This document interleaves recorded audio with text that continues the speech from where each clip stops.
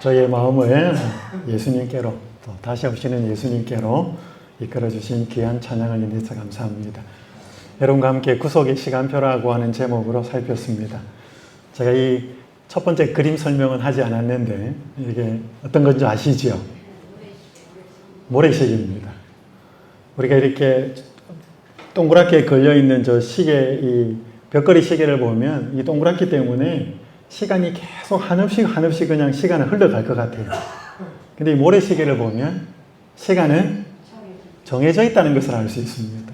물론 이 또 뒤집으면 또 모래가 흘러가서 또 시간을 보여주겠지만 구속의 시간표는 이 인간의 죄의 역사는 영원히 갈 거라고 말하지 않습니다.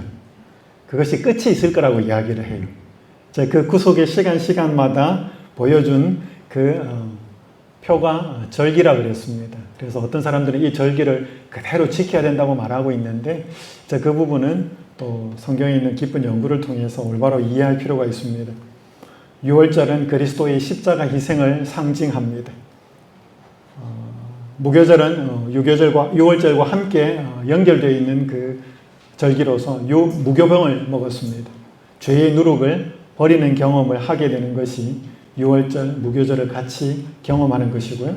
요제절은 첫 이삭을 바치는 것을 통해서 첫 열매인 그리스도의 부활을 상징합니다.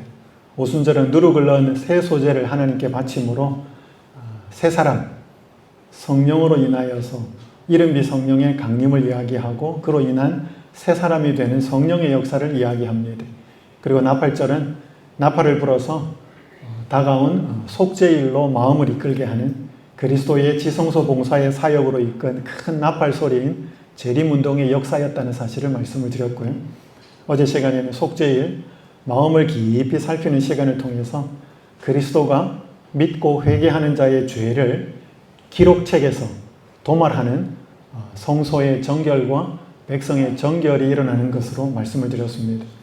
오늘 저는 마지막 절기인 초막절, 일명 장막절이라고도 합니다. 더 이상 눈물이 없으리라는 제목으로 7번째 절기를 살펴보도록 하겠습니다. 여러분 이거 샴푸인데요. 존슨앤존슨에서 나온 어린 아이들, 베이비들을 위한 샴푸입니다. 제 큰아이가 태어났을 때 교인 중 한 분이 이 샴푸 세트를 선물을 했습니다. 근데 이 샴푸에 뭐가 좀 표현이 하나 적혀 있어요. 이게 뭐라고 적혀 있냐면 영어로 No more tears 그렇게 되어 있습니다. 번역을 하면 그렇습니다. 더 이상 눈물이 없다. 뭐 샴푸에 왜 이런 게 적혀 있을까? 더 이상 눈물이 없단 말이 이거 성경에 나오는 이야기입니다. 아마 제가 이해하기를 여러분 어린 아기들 이렇게 샴푸로 머리 감기는 거 쉬워요, 어려워요?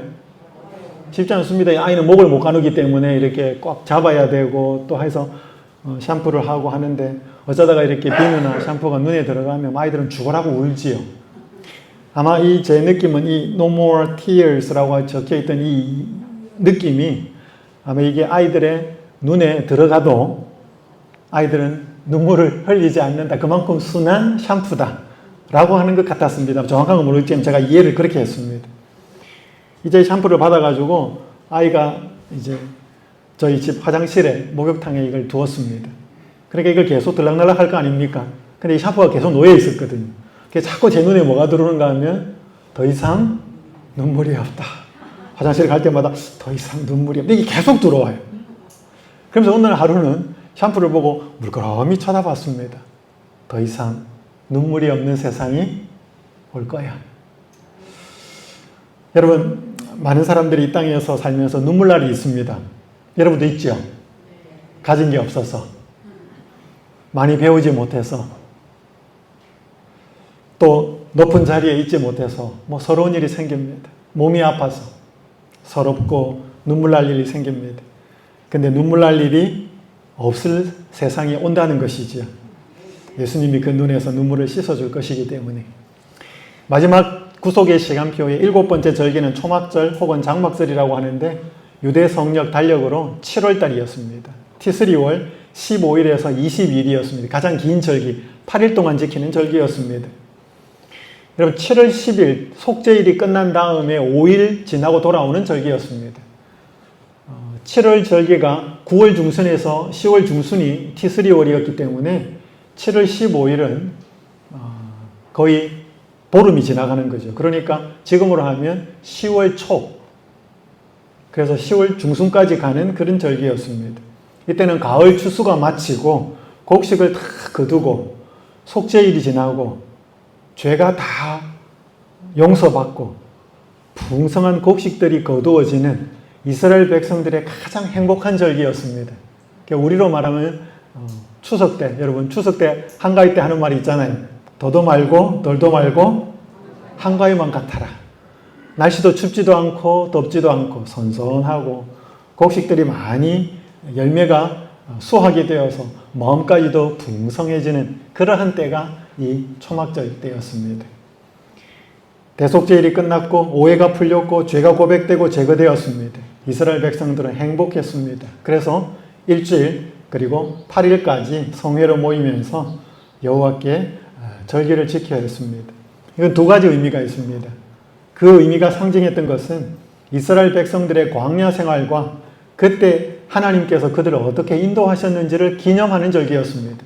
기억했습니다. 특별히 그들은 일주일 동안 초막에 거했습니다. 자기 집에 살다가. 그래서 예루살렘에 오기도 하고 또 있는 곳에서 나무 가지를 꺾어다가 얼기설기로 초막을 지었습니다. 요즘으로 하면 아웃도어 캠핑하는 그런 시간이었습니다. 일주일 동안. 그러니까 여러분의 자녀들이 이 초막절이 되면 집안에서 안 자고 애들은 바깥에 나가서 자는 거 좋아합니다. 그래서 여러분이 얼기설기로 이렇게 나무 같은 가지를 꺾고 와서 초막을 지으면 자녀들이 당연히 물었겠지요.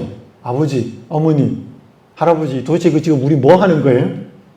그러면 이제 부모님들이 설명해 주는 겁니다. 우리 조상들이 이집트에서 종살이 하다가 광야에서 장막을 치고 텐트를 치고 살았단다. 이제 그 이야기 해주는 거죠. 근데 단지 텐트만 치고 산 것이 아니라 여기 보시면 레위기 23장 43절에 보면 이는 내가 이스라엘 자손을 애굽 땅에서 인도하여 내던 때에 초막에 거주하게 한 줄을 너희가 대대로 알게 하려 함이라. 텐트 치고 산 것을 기억하게 하기 위함인데 단지 자기들만 그런 텐트에서 생활했다는 것이 아니고 하나님이 이스라엘 백성들의 그 광야 생활 동안 텐트 치고 살 때 친히 하나님의 장막이 함께 했던 것을 기억하는 그런 시간이었습니다. 좀 살펴보겠습니다. 이것이 이제 표상하고 있는 바는 새하늘과 새 땅에서 하나님의 장막, 하나님의 집이죠. 하나님께서 사람들과 영원히 함께 하실 것을 표상하는 절기였습니다. 그래서 이것은 구원이 이루어지고 난 다음에 새하늘과 새 땅에서 이루어지는 것입니다. 계시록 21장 3절은 이렇게 말씀합니다. 하나님의 장막이 사람들과 함께 있음에 하나님이 그들과 함께 계시리니. 오늘 좀 두 가지를 좀 살펴볼 것입니다. 먼저 과거 고난 중에 함께 하신 하나님을 좀 기억할 필요가 있습니다. 이스라엘 백성들이 텐트 생활을 하면서 광야 생활을 지냈던 것을 그들은 기억해야 했습니다. 여러분, 과거를 돌아보는 것은 좋아요? 안 좋아요? 그래서 너무 힘들었으면 돌아보기가 싫지요. 근데 그 가운데 하나님의 섭리로서 하나님이 굽이굽이 인도하신 그것이 있으면 돌아보기가 어때? 좋아요? 우리는 고난 중에 함께 하신 하나님을 좀 기억하고 돌아볼 필요가 있습니다. 자, 광야가 어떤 곳인가? 신명기 8장 14절과 15절은 이렇게 말씀합니다. 여기 보면 내 마음이 교만하여 내 하나님 여호와를 잊어버릴까 염려하노라. 여호와는 너를 애굽 땅 종되었던 집에서 이끌어내시고 너를 인도하여 그 다음에 광야가 어떤 곳인고 이야기하면 그 광대하고, 그러니까 광야는 굉장히 넓어요. 그러니까 빨리 지나가요? 빨리 안 지나가요? 빨리 안 지나갑니다. 좀 긴 기간이에요. 지루한 곳입니다. 우리 여기 박찬희 목사님 계시지만 박찬희 목사님이 향학하시러 대학원에 올라오시고 저는 신학 공부할 때 같이 공부했습니다. 그러면서 이스라엘을 같이 가게 됐습니다. 이집트를 갔다가 그렇게 그 광야를 좀 볼 기회가 있었는데요. 정말 뜨거웠습니다. 저희가 그때 갔던 버스를 타고 갔는데 저희가 탄 버스는 볼보 그 큰 관광차였는데 그 안에 화장실까지 갖추어져 있는 에어컨 빵빵하게 나오는 그런 버스였습니다. 그러다가 이제 가이드가 어느 곳에 도착하면 내려서 저기는 뭐 사진 찍고 오십시오. 이렇게 잠깐 버스가 섭니다. 그럼 바깥에 저희는 쫓아나가가지고 막 사진 찍고 그렇게 들어오면 잠시 15분, 20분 바깥에 나가 있어도 하도 뜨거워가지고 머리가 어지러질할 정도였습니다. 그 정도로 뜨거웠던 곳이었습니다. 근데 여기 보니까 또 광야가 뭐 하다고 그래? 위험하다 그래. 위험한 광야. 그러니까 뭐가 있어요? 불뱀하고 정갈이 있었어. 굉장히 위험한 곳이 광야였습니다. 그 다음에 또 보니까 뭐가 없다 그래? 물이 없는 간조한 땅, 건조한 땅이라고 말합니다. 물이 없으면 어떻게 돼요? 사람이 살기 어려워요. 굉장히 불편한 곳입니다. 그게 광야예요. 근데 왜 하나님이 이 백성들을 광야를 그렇게 통과를 시켰는가? 그것도 40년 동안. 여기 신명기 8장 2절은 이렇게 말씀합니다. 내 하나님 여호와께서 이 40년 동안에 내게 광야 길을 걷게 하신 것을 기억하라. 빨간 거 잠깐 읽어보겠습니다. 시작. 이는 너를 낮추시며 너를 시험하사 내 마음이 어떠한지 그 명령을 지키는지 지키지 않는지 알려 하심이라. 여러분, 하나님 이스라엘 백성들 광야로 넣어놓고 하나님 말씀을 지키는지 안 지키는지 좀 보자 이랬을까요? 하나님 그런 분 아니에요. 여러분, 하나님 이스라엘 백성들 광야로 안 데리고 가면 계명을 지키는지 안 지키는지 몰라요. 광야에 가면 그들이 어떻게 하나님에 대하여 태도가 나타날지 알아요. 그분은 다 압니다. 근데 누가 몰라요? 자기가 몰라요. 그래서 여러분, 광야라고 하는 힘든 곳에 들어갔을 때 본색이 드러나요. 자기들이 편안할 때는 하나님 잘 섬기지만 물이 없고 위험하고 불편하고 고통스러운 곳에서는 하나님을 제대로 섬기기가 쉽지 않다는 걸 드러냅니다. 결과로서 나타나는 거죠. 우리 인생도 마찬가지입니다. 여기 치료봉사에 이런 말씀이 있습니다. 생애를 하나님의 사업에 성실하게 바친 많은 사람이 전에 결코 경험하지 못했던 장애물을 만나 시련과 난관에 둘러싸이게 되면 놀라고 실망하게 된대. 그렇죠? 하나님 열심히 섬기고 살았는데 왜 이런 고난이 닥치는가? 그들은 옛날에 이스라엘 백성들처럼 만일 하나님이 우리를 인도하고 계신다면 이 모든 일이 우리에게 닥치는 이유가 무엇인가라고 의심한다. 이와 같은 일들이 그들에게 다가오는 것은 하나님께서 그들을 인도하고 계시기 때문이다. 빨간 부분 읽겠습니다. 시작. 우리가 시련을 견디도록 부름을 받은 사실은 주 예수께서 개발시키기를 바라시는 귀중한 무엇을 우리 속에서 보고 계시다는 것을 보여준다. 그러니까 하나님은 쓸데없는 일을 안 해요. 그러니까 하나님이 우리에게 인생에 있어서 광야 같은 지역으로 통과를 시킨다면 불편하지요. 살기 좀 어렵지요. 위험하지요. 예상치 못한 그런 고난의 길로 인도한다면 하나님께서 우리의 마음에서 우리의 생애에서 개발시키기를 바라시는 귀중한 무엇을 우리 속에서 이끌어내고 개발시키고 변화되도록 하기 위해서 그런 곳으로 인도하신다는 것입니다. 좋으셔요? 싫으셔요? 좋아요. 뭔가 그렇게 우리에게서 아름답게 변화되기를 바라는데도 별로 안 가고 싶죠? 여러분이 가고 싶은 대로만 가고 싶죠? 그래서 저는 요즘 쓰는 사람들 중에 별로 안 좋아하는 말이 있습니다. 꽃길만 걸으세요. 여러분, 사람이 어떻게 꽃길만 걸어요? 그래요? 꽃길만 걸으면 좋아요? 이게 조지 버나드 쇼가 이런 말을 했습니다. 아일랜드 극작가였는데 인생에는 두 가지 비극이 있다. 원하는 것을 얻지 못하는 것과 원하는 것을 얻는 것 두 가지다. 동의가 되셔요? 원하는 것을 얻지 못하면 사람들은 비극이라고 생각해. 왜? 원하는 걸 얻으면 희극이니까, 기쁘니까. 근데 원하는 걸 얻을 때도 비극이 될 수 있을까요? 있어요. 여러분 옛날에 원하는 대로 해가지고 됐던 것이 뒤에 되니까 축복이었던가요? 부부싸움 해가지고 여러분이 막 이겼어.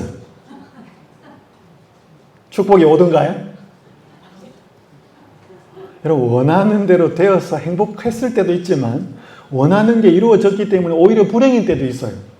그 성경의 대표적인 예가 있어요. 그 사람이 롯이에요. 여러분 롯은 자기가 원하는 대로 갔어요. 소돔과 고모라 땅. 그죠? 외삼촌하고 아브라함하고 이렇게 하다가 뭐 어느 게 하겠느냐. 자기가 좋은 걸 택했어요. 좋았습니다. 결과가 어땠어요? 아내는 뭐가 되고? 소금 기둥이 되고. 그러면 자기는 원하지 않는 애를 낳았어. 2명. 소돔과 고모라. 맞죠? 소돔과 고모라가 롯의 아들이에요. 소돔과 아니면 죄송합니다. 모압과 암몬. 모압과 암몬이 롯의 아들이에요. 손자예요. 아들도 되고 손자도 돼요. 자기가 낳았으니까, 물론 자기가 낳은 건 아니지만 자기를 통해서 낳았으니까 이거 아들이에요. 자기 딸들이 낳았으니까 이건 누구예요? 손자예요. 굉장히 애매모호한 이상한 사람이 되고 쫄딱 망했습니다.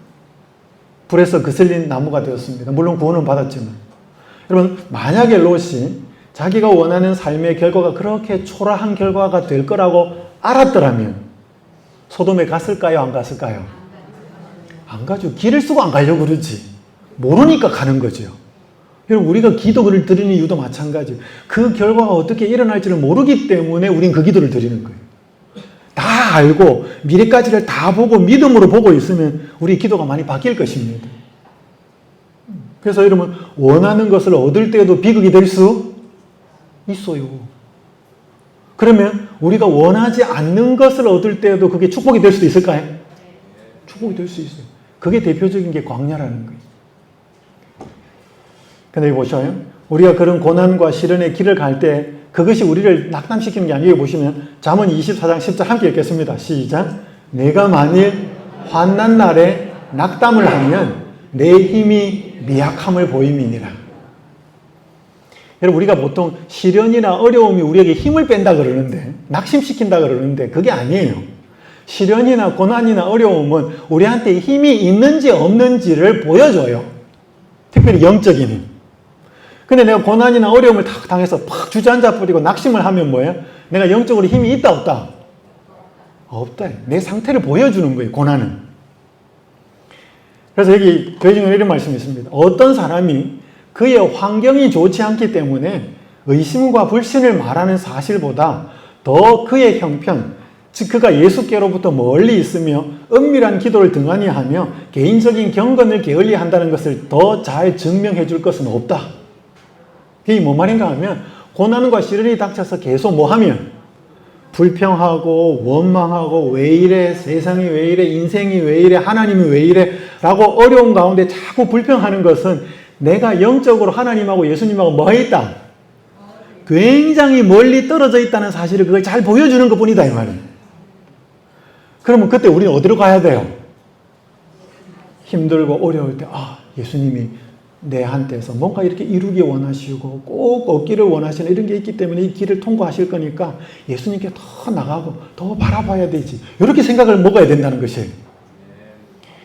여러분, 출애굽의 목적은 어떻게 보면 가나안 땅인 것 같지만 출애굽의 목적은 가나안 땅이라기보다는 여기 보셔요. 출애굽기 19장 4절에 보면 내가 애굽 사람에게 어떻게 행하였음과 그 다음 빨간 글자 읽겠습니다. 시작. 내가 어떻게 독수리 날개로 너희를 업어 그 다음 내게로 인도하였음을 너희가 보았느니라. 여러분, 출애굽의 목적지는 가나안 땅이 아니고, 물론 가나안 땅이 물리적으로는 가나안 땅인데 출애굽의 목적은 어디로 인도하는 거예요? 그 이스라엘 백성을 하나님께로 인도하는 거예요. 왜? 하나님 없이 살았거든.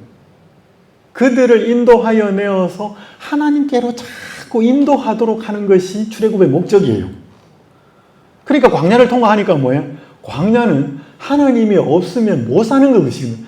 절대적으로 그분의 도움이 없이는 못 사는 동네가 광야예요. 그래서 하나님께로 자꾸 인도하도록 하기 위해서 힘든 길을 통과시키는 거예요. 여러분, 식물학자들에 의하면 겨울이 지나고 봄이 되면 봄에 꽃샘추위라는 것이 있습니다. 바람이 굉장히 많이 불어요. 3월달에. 그죠?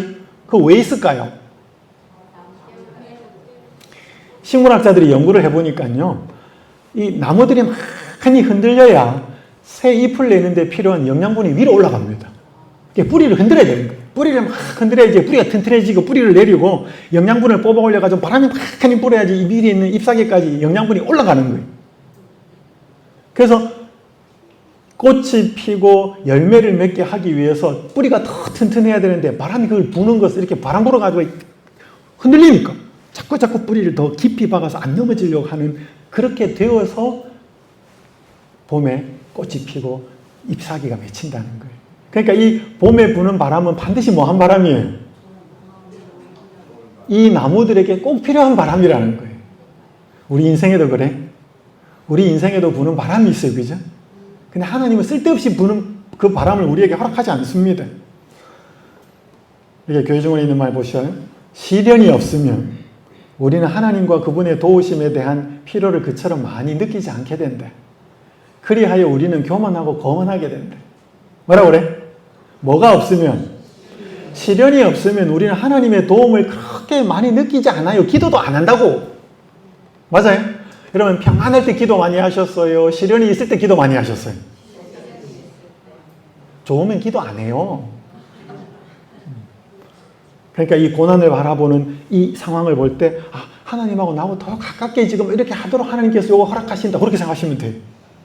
자, 그럼 그때 하나님은 그 고난 중에 우리 어떻게 인도하시나? 얘기해 보셔요. 신명기 1장에 보면 광야에서도 너희가 당하였거니와 사람이 자기의 아들을 안는 것 같이 너희 하나님 여호와께서 너희가 걸어온 길에서 너희를 안으사 이곳까지 이르게 하셨느니라. 이 신명기 1장 이곳은 모압 평지입니다. 이제 모세가 가나안 땅에 들어가기 전에 최종적으로 다시 한번 그들에게 율법을 재확인시키는 게 신명기인데 거기까지 데리고 온 거예요. 근데 데리고 올 때 하나님 어떻게 데리고 왔다 그래?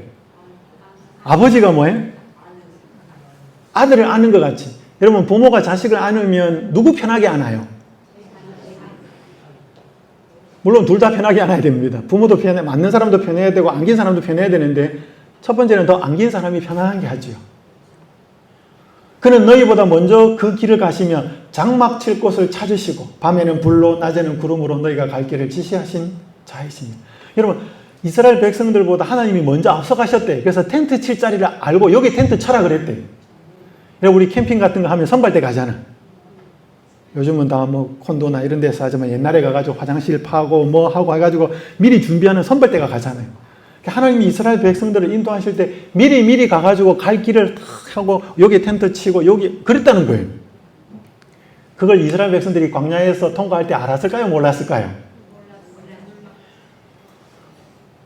여러분 지금 아버지가 한 아들 유치원 아들과 함께 길을 갔는데 비가 와요. 그래서 지금 아버지가 이 우산을 어떻게 씌워주고 있어요? 아버지는 지금 비가 맞아가 어떻게 해요? 등이 다 젖었어요. 누가 이걸 뒤에서 찍은 거예요, 사진을. 제목 인터넷에 올렸어요. 제목 아버지. 여러분 이 유치원생 아들이 비가 이렇게 오는데 자기 비 안 맞게 하려고 아버지가 우산을 이렇게 기울여 씌워가지고 아버지 등이 다 젖었다는 걸 알까요, 모를까요? 몰라요. 언제 아버지가 이랬다는 걸 알까요? 자기도 아버지 대부분 알아요.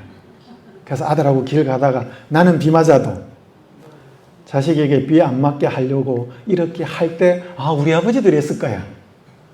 그럼 진짜 그거 저는 느꼈어요. 우리 아들한테 좋은 거 주려고 할 때 우리 어머니들이 했을 거야. 여러분 그러면서 철들어요. 그러니까 이 아이가 자기 아버지가 자기와 함께 가면서 자기를 가장 안전하게 가장 피해 없이 자기를 인도했다는 사실을 어린 자식들은 잘 몰라요. 커서 알지. 하나님이 이스라엘 백성들을 그 광야 위험하고 불편한 곳을 인도하실 때 이렇게 인도했다는 걸 이스라엘 백성들은 몰랐어요. 그러니까 계속 불평불만했잖아요. 우도 마찬가지. 그럴 가능성이 굉장히 높습니다. 근데 그 불편하고 위험한 그곳에서 반석에서 물을 내셨고 만나를 먹이셨습니다. 그 광야 40년 기간 동안 몸에 옷이 낡아지지 않았다 그랬고 발에 신발이 헤어지지 않았다 그랬습니다. 그리고 눈동자처럼 지키셨다 그랬어요. 눈동자 이거 어떻게 지켜요? 여러분 사람은 눈동자 굉장히 지킵니다. 뭐 탁 오면 눈 확 감고 뭐 그 가운데 광야 속에서 하나님은 함께 하시지요. 텐트만 친 게 아니고 그 텐트 칠 때 하나님이 함께 계셨다는 사실을 그들은 기억해야 했습니다.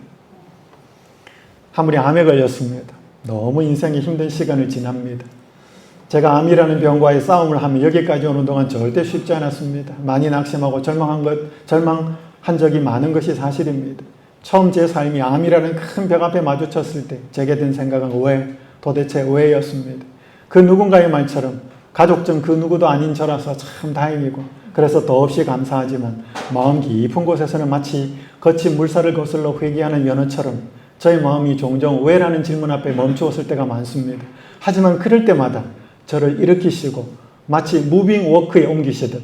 무빙 워크는 뭐냐면 이마트에 가면 카트 올리면 쭉 올라가는 거 있죠. 그게 무빙 워크예요. 거기에 옮기시듯 저를 세상 속에 내놓으시고 그 다음 말이 뭐예요? 고비마다 함께 하신 하나님을 체험한 저는 이젠 더는 묻지 않습니다. 하나님께서는 참으로 다양한 모습으로 제 옆에서 동행해 주셨습니다. 여러분, 저는 암 환자들 이렇게 집회 가가지고 잘 나가는 사람 많이 만났습니다. 근데 그분이 병에 안 걸렸으면 절대로 예수님 찾을 분이 아닌 분들이 굉장히 많았습니다. 암에 걸렸기 때문에 누구를 찾았어요? 예수님 찾았다니까. 하나님 찾고 잘 나갔던 사람들 많았거든요. 이분도 그랬어요. 암에 걸리고 나니까 계속 물음표가 하나 붙어서 왜? 하는 왜 접니까 형? 건강법칙도 잘 지키고 이렇게 왜 접니까?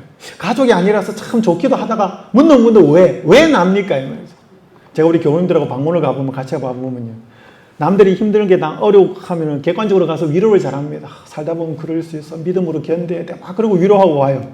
자기가 걸리면, 자기가 힘든 상황이 되면 질문을 합니다. 왜? 그러니까 우리가 고난을 바라보는 태도가 절대로 객관적이지 않아요. 남들도 사고 날 수 있으면 나도 날 수 있어요? 남들도 병 걸릴 수 있으면 나도 병 걸릴 수 있어요. 그런데 남들이 걸리면 막 위로하는데 내가 걸리면 받아들이기 어려운 거예요. 이분도 그러다가 고비마다 함께 하신 하나님을 체험했기 때문에 이제 더 이상 안 묻는 거지요. 여러분, 다니엘과 세 친구가 풀무불에 들어갔을 때, 다니엘 아니고 세 친구가 들어갔을 때 하나님은 그거 끄집어내면 되지.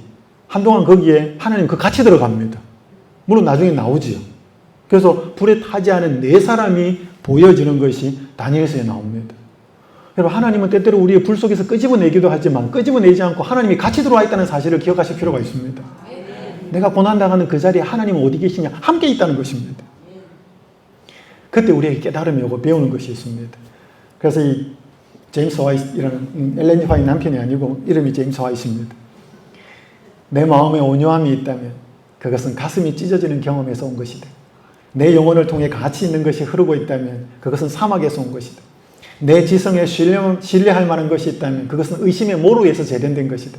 내 행동이 활력 있게 보인다면 그것은 우매함과 연약함에서 온 것이다. 나의 관계에 어떤 깊이가 있다면 그것은 상처를 통해서 온 것이다. 그러니까 결과가 아름답게 맺히는 것은 전부 고난과 시련을 통해서 온 거지 편하고 좋을 때 안 되더라는 것입니다. 이게 하나님 우리를 광야로 인도하시는 이유예요. 근데 그 광야만 보지 마시고 힘든 것만 보지 마시고 그 광야에 함께하고 있는 누구를 보아야? 하나님을 함께 봐야. 그게 하나님의 장막이 그들과 함께 있었다는 거죠. 그래서 여러분 너무나 잘 아시는 화이서 자서전에 이런 말씀이 있어요. 잘 아시죠?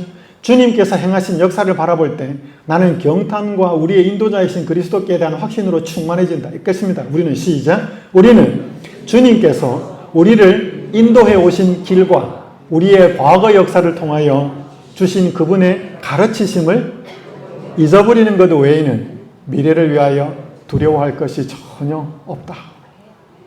그래서 여러분 신명기나 구약에 보면 계속 기억하라, 잊어버릴까 하노라. 자꾸 왜 그런 말을 해요? 그 힘들 때 하나님이 함께 하셨고 그거 잊어버리지 않는다면 미래를 위해서 걱정할 것은 있다 없다? 여러분 그걸 기억하는 게 초막절이에요. 초막절은 단지 일주일 동안 텐트 치고 나서 그냥 즐거운 캠핑하는 게 아니고 그 텐트를 치면서 우리의 조상들이 그 광야를 천막을 치고 통과할 때 하나님의 장막이 우리와 그들과 함께 있었다는 사실을 기억하고 그 하나님을 기억하도록 하기 위해서 일주일 초막절을 지키라고 한 것입니다. 근데 이것은 멀리 미래를, 하나는 과거를 보게 하고 과거에 우리를 인도하신, 우리의 조상들을 인도하신 그 하나님을 기억하게 하고 미래에 이제 새 하늘과 새 땅에서 영원히 함께 하실 하나님을 바라보도록 하기 위한 미래적인 목표가 있습니다. 여기 제가 3절부터 읽겠습니다. 요한계시록 21장 3절. 내가 들으니 보좌에서 큰 음성이 나서 이르되 하나님의 장막이 사람들과 어떻게 있음에? 함께 있음에 하나님이 그들과 함께 계시리니 그들은 하나님의 백성이 되고 하나님은 친히 그들과 함께 계셔서. 요한계시록 21장 3절에 함께라는 단어가 몇 번 나와요? 3번 나옵니다. 여기 하나님의 장막, 장막이라는 단어가 스케네라는 단어인데 말 그대로 텐트예요. 하나님의 텐트가, 하나님의 집이 사람들과 함께 있으니 여기 보니까 하나님이 그들과 함께 계시리니 이 스케노라고 하는 단어가 계시다는 동사고 거기서 나오는 스케네가 명사예요. 여기 계시리는 단어가 어디에 나오느냐면 요한복음 1장 14절에 나와요. 말씀이 육신이 다 되어 우리 가운데 뭐 하심에? 거하심이라고 하는 그 단어가 스케노예요. 그러니까 하나님이 함께 계시는 것이 구약시대에는 어떻게 나타났는가 하면 성소의 지성소의 샤칸이라는 단어가 그게 출애굽기 25장 8절에 보면 내가 그들을 사람들을 시켜서 성소를 짓되 내가 그들 중에 거할 성소를 지으라. 거하다는 단어가 샤칸이라는 단어. 거기서 나온 단어가 뭐냐? 샤키나, 하나님의 영광이라는 단어. 그러니까 하나님이 모세 보고 성소를 왜 지으라 그러냐면 하나님 거기 거하려고 지으라 그랬어요. 요한복음에 보면 예수님이 사람으로 오신 것은 왜 오셨는가 하면 사람들 사이에 하나님이 계시려고. 성육신도 누가 계시는 거예요? 하나님이 함께 계시려고 하는 것이 성육신이에요. 예수님 모습이. 성소도 그랬고. 근데 이거는 다 뭐예요? 뭐 텐트, 집 같은 거 하나 지어서 성소. 이게 하나님 계신 걸 보여주는데 이게 성이 안 차는 거죠. 예수님으로 오셨을 때는 훨씬 더 하나님을 더 쉽게 보여줬죠. 왜? 말도 하고 대화도 하고 사랑도 보여주셨으니까. 근데 그것도 완전하지 않아. 그러니까 사람들이 잘 못 알아보잖아. 변장하고 오셨으니까. 근데 이제 마지막에는 뭐예요? 마지막에는 이제 이것저것 다 이제 상징으로 보여주는 거 이런 거 다 제끼고 그 하나님이 원래 계신 그대로 사람들에게 나타나는 것입니다. 그게 하나님의 장막이 사람들과 함께 있습니다. 이걸 기념하고 이걸 바라보고 믿음으로 살라고 지키는 절기가 초막절이었습니다. 장막절. 그때 되면 어떻게 되느냐? 모든 눈물을 그 눈에서 닦아주겠다. 여기 보니까 사망이 없고 얼마 전에도 또 여기 장례식 했던 이야기 들었습니다. 애통하는 게 없고 곡하는 게 없고 또 뭐도 없대. 아픈 것도 없고. 여러분 아픈 게 없는 세상이 있을까요?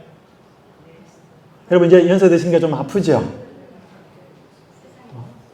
아픈 거 없어 봐요. 그러면 그 세상이 어떤 세상이겠네. 그런 세상이 있다는 거예요. 자, 여러분들이 여기서 농사 짓고 힘들고 막 사시는데 뭘 바라보는 미래가 있으셔요? 고추 농사 잘 지어서 마늘 농사 잘 지어서 수확 많이 받을 걸 그거 기대하셔요? 그것도 하셔요. 근데 오늘 영원한 이 눈물이 없는 이 세상을 여러분 우리가 마음으로 기대하고 기도하며 살아야 돼요. 한 주부가 쓴 글이 재밌습니다. 이 아파트에 이사 오기 전 우리 부부는 곧잘 아이들을 데리고 터 파기조차 시작되지 않은 허허벌판을 찾아오곤 했다. 타워 크레인이 군데군데 박히고 단지의 외곽이 조성되는 모습을 근처 둔덕에서 바라보며 우리도 가슴에 희망을 쌓아갔다. 아파트 분양권이 하나 당첨이 된 거예요. 그게 허허벌판이야. 아직 기초공사도 안 했어. 근데 막 하고 있는데 그 올라가가지고 높은 데 가서 저기가 우리 집이 될 거야. 뭐 이랬다는 거지. 여러분 자기 집 없는 사람 오매불망 소원이 뭐예요? 집 갖는 거. 제가 한번 집 그렇게 몇십 년 동안 집 없다가 집 있고 나서 2달 동안 잠이 안 왔대. 자다가 일어나서 벽 만지고 이랬대. 이게 내 집이지. 내가 이런 집에 살게 되다니. 저 그 얘기 들었어요. 여러분 집 없는 사람 집 갖게 돼도 얼마나 행복할까요? 여러분 봐요. 아파트 분양권이 확실하면 그 집에 살지 않아도 당겨서 사는 축복을 누려요. 아파트 지어지지 않아도 내가 아파트 당첨권, 분양권 확실히 얻었어. 아직 집도 없어. 그럼 근데도 그 집 안에 가서 내가 사는 꿈을 꿔요? 뭐가 확실하면? 분양권이 확실하면 아파트 없어도 지어지기 전에도 그 아파트에 들어가는 사는 꿈을 꿔요. 맞아요? 여러분 오늘 지금 새하늘과 새 땅 아직 안 보여요. 근데 믿음으로 거기에 들어가는 확실한 그게 있으면 오늘 우리는 그걸 땡겨서 누릴 수 있을까요? 여러분 그게 재림신자예요. 여기 농사 잘 지어서 자식 좋은 데 시집 보내고 장가 보내고 좋은 직장 얻게 하는 것도 여러분의 소망이 되셔도 되지만 오늘 우리가 영원히 우리와 함께 하실 그 하나님의 장막이 있는 그곳을 우리는 믿음으로 꿈꾸고 그걸 오늘 믿음으로 땡겨서 내가 누리며 살아야 돼요. 잘 사는 거 중요합니다. 바르게 사는 건 또 중요합니다. 영원히 사는 것은 비교할 수 없이 중요합니다. 그런데 영원히 못 살면 어떻게 사는 것이 잘 살며 바르게 사는 것인지 참 기준을 알겠습니까? 그럼 어떻게 사는 게 잘 사는 거예요? 이 땅에서 100년 사는데 이 땅에서 잘 살면 잘 사는 거예요? 할머니 그래 보면 하나님을 알지 못하는 사람을 결코 똑똑하다고 말하지 말라 그런 말이 있어요. 진짜 똑똑하면 누구를 알아야 돼? 세상에 뭐 아무리 석박사가 되고 뭐가 많아도 하나님을 모르면 그 사람은 똑똑하다고 하지 마라 그랬어요. 여러분, 이 세상에 아무리 잘 살아도 영원히 살지 못하면 그 사람은 잘 사는 게 아니에요. 이 땅의 100년이 영원에 비하면 어때요? 여러분, 100년이 길어요, 짧아요? 이거 바보 같은 질문이에요. 100년이 어디다 비유하느냐에 따라서 길 수도 있고 1년에 비하거나 하루살이에 비하면 100년은 어마무시한 기간입니다. 근데 영원에 비하면 100년은 짧아요. 그 영혼을 잃어버리고 100년을 잘 살자고 선택하는 사람은 굉장히 어리석다 이 말이에요. 그래서 짐 엘리엇이라는 사람이 그랬습니다. 그 유명한 저기 아우카족한테 가서 선교하러 갔다가 죽은 사람이 있잖아요. 영원히 사라지지 않을 것을 내가 포기하지 않기 위해서 일시적으로 시간이 지나면 사라질 것을 포기하는 것은 바보 같은 짓이 아니다 그랬어요. 어리석은 게 아니다. 영원히 사라지지 않을 것을 잃어버리지 않기 위해서 영원히 잃어버릴 것을 미리 포기하는 것은 바보가 아니다. 근데 많은 사람들이 그 영원히 믿음으로 안 들어오니까 이 땅의 것을 자꾸 고집하다 보니까 영원한 걸 잃어버리는 거지. 우리가 주목하는 것은 보이는 것이 아니요 보이지 않는 것이니 보이는 것은 잠깐이요 보이지 않는 것은 영원하기다. 여러분, 보이는 것에 마음을 두셔요? 보이지 않는 것에 마음을 두셔요? 보이는 것은 있어요. 근데 보이는 것은 얼만큼 존재한다고요? 잠깐 존재한다. 근데 보이지 않는 것은 영원하다고. 우리가 보이지 않는 것에 마음을 두고 살아야 될 것입니다. 그 세상은 어떤 세상일까? 제가 좋아하는 말씀입니다. 함께 읽읍시다. 장차의 생애에서는 시작.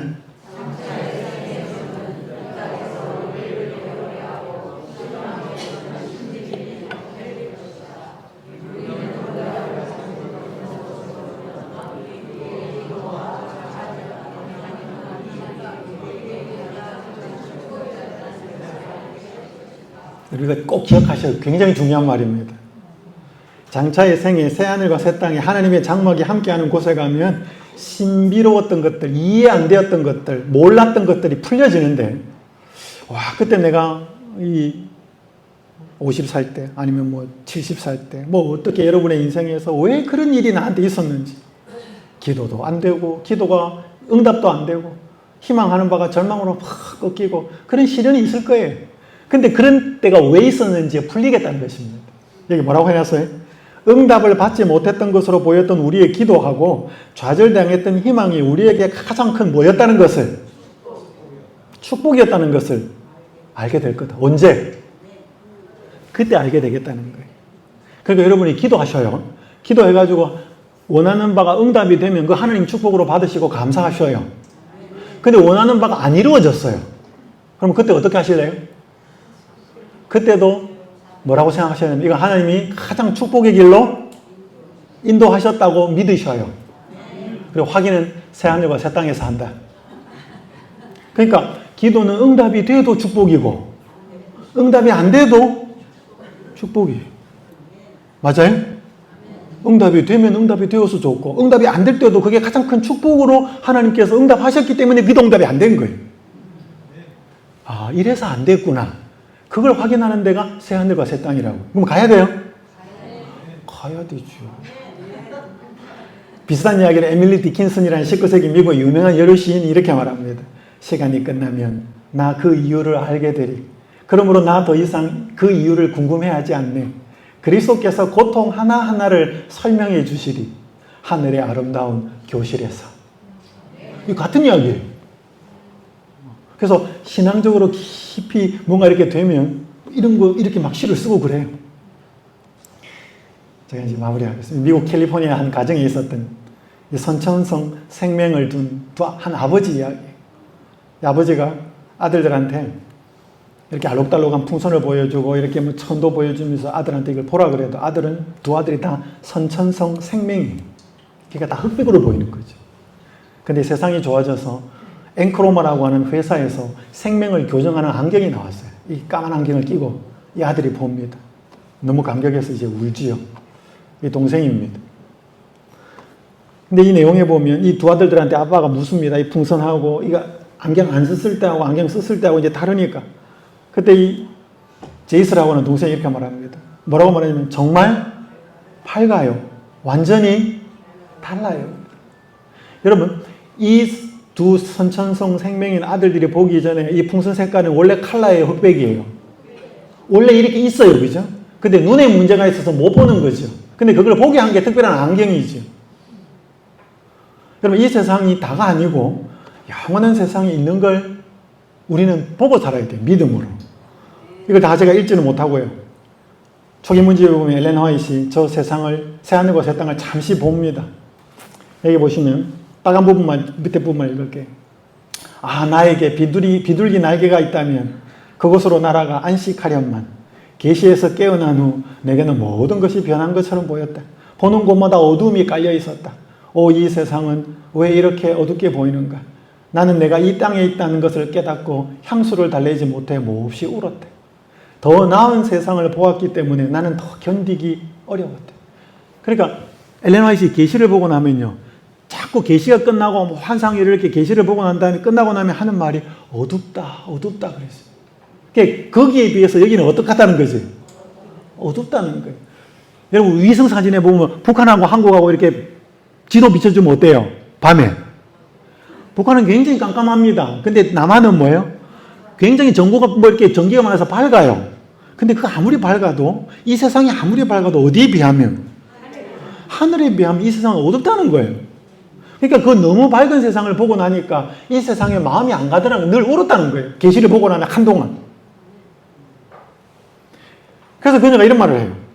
우리가 고난을 통해 천국을 얻게 된다면 천국은 뭐하다? 값이 뭐하다?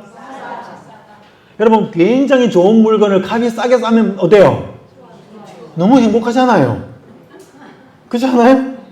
근데 이 세상에 제일 가성비 좋은 게 뭔지 아셔요? 이 세상에서 어떤 고난과 시련을 당해도 그 고난과 시련을 통해서 예수님 잘 믿어서 하늘을 얻게 되는 것보다가 더 가성비 좋은 건 없다는 거예요. 여러분, 주식 못해도 괜찮아요. 코인 못해도 괜찮아요. 좀 땅 많지 않아서 부동산 관리 잘 못해서 재테크 좀 못해도 괜찮아. 여러분, 제일 확실한 가성비 좋은 투자처 알려드릴게요. 그게 예수 그리스도예요. 그게 하늘이에요. 이 땅에서 어떤 고난과 시련을 겪어도 그 고난을 통해서 하늘만 얻을 수 있으면 너무 값이 싸다는 거예요. 가성비 만땅이라는 거죠. 그 예수님 오실 그 얘기죠. 그 예수님 오신 것을 우리가 믿고 사는 사람이 재림신자예요. 맞아요? 제가 요 글 읽고 마치겠습니다. C.S. 루이스의 말입니다. 그때 하나님은 재림 때입니다. 변장하지 않은 모습으로 나타나실 겁니다. 그 모습은 너무나도 압도적이어서 피조물들은 저마다 거역할 수 없는 사랑에 뒤덮이든지 거역할 수 없는 공포에 뒤덮일 것입니다. 그때에야 어느 편에 설 것인지 선택하려 들면 이미 늦습니다. 그때는 선택의 때가 아닙니다. 그때는 우리가 참으로 어느 편을 선택했는지 드러나는 때이고 우리가 그 사실을 전에도 알았는지 몰랐는지 깨닫게 되는 때입니다. 지금 오늘 이 순간이야말로 옳은 편을 선택할 수 있는 기회의 때입니다. 하나님은 바로 이 기회를 주려고 잠시 지체하고 계십니다. 그러나 영원히 지체하시지는 않을 것입니다. 우리는 지금 이 기회를 잡든지 버리든지 둘 중 하나를 택해야 합니다. 여러분, 연극이나 드라마 같은 거 보시면, 연극 보시면 아시죠? 연극은 주인공이 다 하는 것처럼 보여요. 여러분, 주인공처럼 보이지만 주인공이 하는 게 아니고 누가 그 연극을 끌어가요? 감독이 끌어갑니다. 감독이 시키는 대로 주연 배우는 연극하는 거예요. 여러분, 감독은 보여요, 안 보여요? 안 보여요. 감독이 나타나면 어떻게 되는 거예요? 연극 끝났다는 거예요. 여러분, 이 세상의 감독은 하나님이에요. 세상에 돈이 있고 능력이 있고 장군이고 대통령이고 정치하고 세상을 움직여가는 것처럼 보이지만 성경의 휘장 하나를 넘기면 하나님의 대리자들이 그 뒤에서 어떻게 이 지구 역사를 이끌고 계시는지 보여요. 근데 우리 눈엔 잘 안 보입니다. 근데 그 감독이신 예수님이 나타날 거예요. 나타날 때가 있어요. 그때 게임 끝나는 것이, 이 세상 역사 끝난다는 것입니다. 그때가 언제? 재림하실 때. 여러분 그때는 변장하지 않은 모습으로 예수님이 올 겁니다. 왜? 예수님이 이 땅에 인간으로 오셨을 때는 변장하고 왔거든. 하늘의 영광을 가리고 유대인의 한 목수의 아들로 오셨거든. 그럼 변장하고 온 거예요. 그러니까 못 알아보잖아요. 그 예수님이 오실 텐데 그때는 결정하는 게 아니고 뭐예요? 그때는 우리가 지금 그 예수님을 어떻게 대하고 살았는지 결과가 드러나는 때예요. 지금 아직 결정의 때입니다. 그거 하라고 우리 보고 올바른 선택을 하라고 지금 잠시 지체하고 있다는 것입니다. 구속의 시간표입니다. 유월절, 무교절, 요제절, 오순절, 나팔절, 속죄일, 초막절, 여호와의 장막이 함께하면서 하나님이 영원히 함께하실 이 시간표를 가고 있어요. 지금 이 시간표는 어디냐면 속죄일이 와 있어요. 그렇죠? 우린 지금 여기 와 있습니다. 이 구속의 시간표를 잘 따라가셔서 어린 양이 지금 어디로 가는지를 우리가 잘 따라가서 이 땅에 사는 동안에 우리의 마음에 하나님이 주시는 은혜가 넘쳐서 믿음으로 살고 그분이 한 단계 한 단계 밟아갈 때 주시는 영원한 생명의 축복이 꼭 우리의 것이 되도록 믿음 생활을 잘하며 사시는 여러분과 제가 되기를 간절히 바라면서 말씀을 마치겠습니다.